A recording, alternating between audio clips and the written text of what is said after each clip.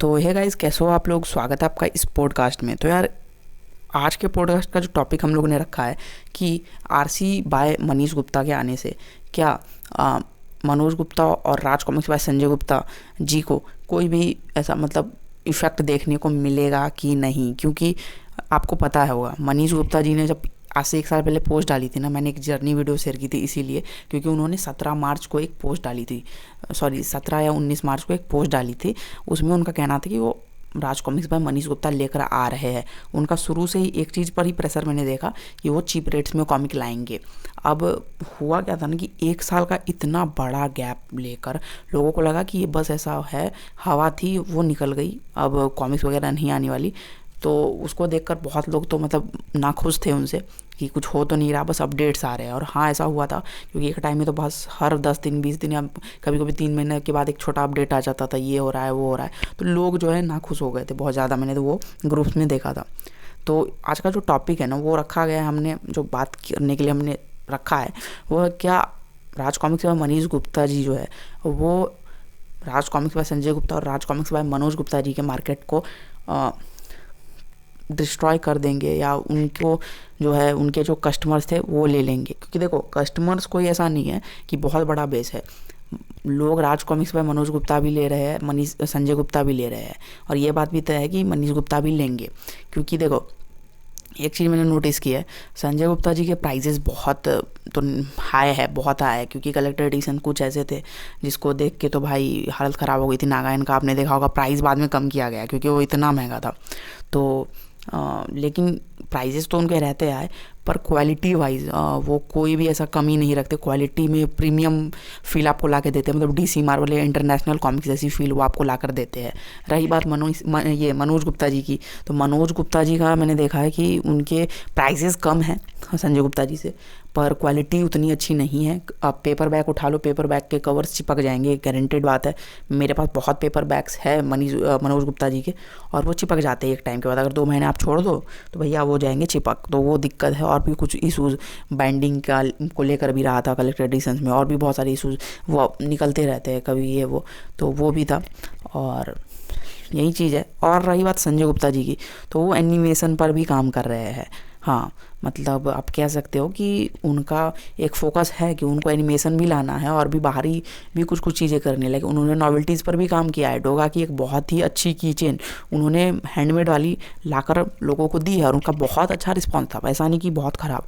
200 रुपये वाली की चेन थी, 200-250 की, और उस पर बहुत तगड़ा रिस्पॉन्स गया था लोगों का। मुझे पता है वो हर बार जो है हर 15 दिन पे 40 या 50 इन स्टॉक किया जाता था और वो सोल्ड आउट हो जाता था।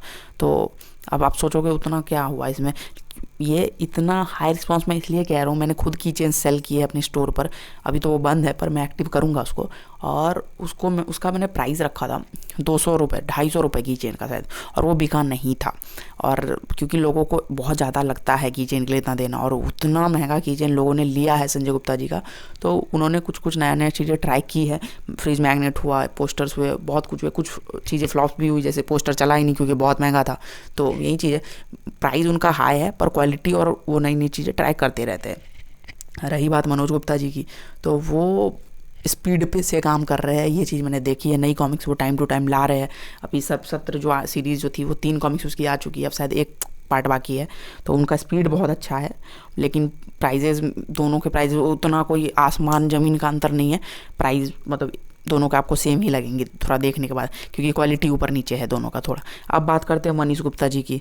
ठीक, अभी हुआ गया है सीन कि इन्होंने इतनी चीप लाई है कॉमिक्स, डोगा डाइजेस्ट 99, ठीक है समझो। उसमें ना क्या था कि 4 कॉमिक्स है उसके अंदर, और वहीं 4 कॉमिक्स संजय गुप्ता जी ने शायद 280 रुपये से ऊपर के प्राइस में लिस्ट किया है, और वहीं चीज़ जो है हम ये मनीष गुप्ता जी 110 रुपये में दे रहे हैं। तो अंतर यहाँ दिख रहा है प्राइस में। और भी अभी कॉमिक्स आना बाकी है, और भी मुझे लगता है कि आगे चल के टक्कर बहुत दिखने मिलेगा, क्योंकि चीज़ हो रहा है। उन्होंने कहा है कि वो पूरी लाइब्रेरी प्रिंट करेंगे, तो पूरी लाइब्रेरी में वो भी आएगा जो संजय गुप्ता जी या मनोज गुप्ता जी प्रिंट करना चाहते हैं। तो आगे चल के मुझे लगता है बहुत बड़ा टक्कर होने वाला है तीनों में।